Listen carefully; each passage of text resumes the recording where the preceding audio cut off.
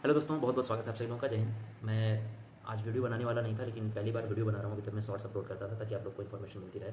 इस वीडियो को मैं बिल्कुल नहीं कहूँगा कि आप लाइक करो, मैं बिल्कुल नहीं करूँगा कहूँगा कि सब्सक्राइब करो, क्योंकि आज जो इशू है वो बहुत बड़ा इशू है।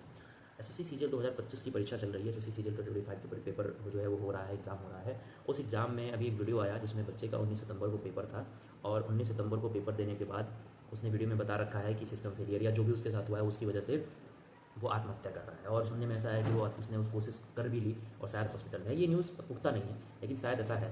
वीडियो तो मैंने भी देखा है, वीडियो मैं आपको शेयर कर दूँगा डिस्क्रिप्शन में लिंक।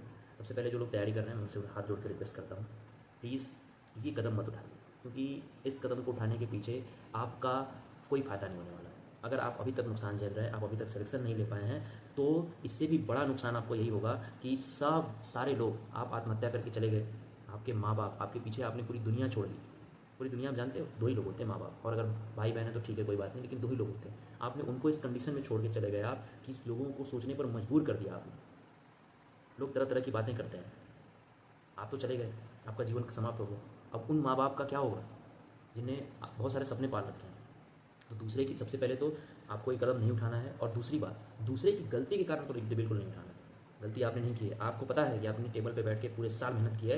आपका अगर सिलेक्शन सिस्टम की फेलियर की वजह से हुआ है तो सिस्टम का फेलियर के ऊपर जवाब दिया जाएगा। लेकिन आपको ये 100% पता है कि अगर आप सही हैं तो ऐसा काम तो आपको बिल्कुल नहीं करना है। आपने पूरे साल मेहनत की है, सिलेक्शन नहीं हुआ, कोई बात नहीं। मैं कोर्स बेचने वाला टीचर नहीं हूँ कि मैं आपके आगे सिंपैथी कर रहा हूँ तो आपको कोर्स खरीदने के लिए कहूँगा, बिल्कुल नहीं। आपके पास जीवन में और भी बहुत ऑप्शन है। तो रिक्वेस्ट है कि आप बिल्कुल ऐसा बिल्कुल काम मत करिए। आप कम से कम किसी के बारे में मत सोचिए, अपने बारे में भी मत सोचिए, अपने माँ बाप के बारे में सोचिए, जिन्होंने आपको जीवन दिया, जिन्होंने आपको लेके बहुत सारे सपने देखे, जिन्होंने आपको ये सोचा कि ये मेरा लड़का कुछ ना कुछ तो करेगा। बहुत बड़ी उम्मीद नहीं होती उनकी, यही होती है कि आप सक्सेसफुल बन जाओ। हाँ, समाज के डर रहे हो, किस समाज से डर रहे हो? वो समाज जो खुद उसी में लिप्त है। तुम 4 लोगों से डर रहे हो जो कभी अपने लिए खड़े नहीं हुए। तुम 4 लोगों के जो है बातों से तुम वो कर रहे हो कि मेरा सिलेक्शन नहीं होगा, मैं गाँव पे जाऊँगा, मैंने इतनी मेहनत की, लोग मेरे से क्या कहेंगे? यार कुछ नहीं कहेंगे, क्योंकि कोई काबिल है ही नहीं तुमको कहने लायक। अगर कोई काबिल होता और तुम्हें जजमेंट देता गाँव का तुम्हारे, तब तुम कहते। तुम्हारे ऊपर, तुम्हारे बारे में वही बोलेगा जो व्यक्ति पहले से ही नल्ला पड़ा हुआ है, जिस व्यक्ति ने कभी एग्जाम का मुंह नहीं देखा, जिस व्यक्ति ने केवल ये सुना है कि एसएससी में एग्जाम होता है लेकिन उसको पता नहीं कि एसएससी में कितने सब्जेक्ट आते हैं। उस व्यक्ति को केवल ये लगता है कि ऑप्शनल क्वेश्चन आते हैं। उस व्यक्ति को, बदतमीज को, पता ही नहीं है कि ऑप्शनल क्वेश्चन में कैसे क्वेश्चन आते हैं। वो तुम्हारे ऊपर सवाल उठाएगा।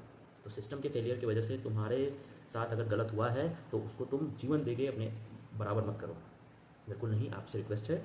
और दूसरी बात, अब एसएससी चेयरमैन साहब से रिक्वेस्ट है। चेयरमैन साहब, आपने भी यूपीएससी निकाला है, तभी आप उतने बड़े ओहदे पर पहुंचे हैं। आपको भी पता है कि स्टूडेंट कितने कष्ट में जीता है, स्टूडेंट कितनी चीज़ों को झेलता है अपने लाइफ में। तो आप प्लीज़ बच्चों के उस चीज़ों को समझिए। आपको पता है एसएससी में 90%, 95, 92% बच्चे गरीब तबके से आते हैं। ये सपना लेके आते हैं कि मैं एसएससी में एग्जाम क्वालिफाई कर लूँगा, क्योंकि कम फीस है, सिलेबस कम है, टाइम जो है वो कम लगता है। एक साल में अगर तैयारी करूँगा तो साल भर में ज्वाइनिंग हो जाती है। ऐसे करके बच्चा सोच के आता है कि उसे नौकरी मिल जाएगी सरकारी। तो इस चेयरमैन साहब जी, अब आप सुन लीजिए, है ना?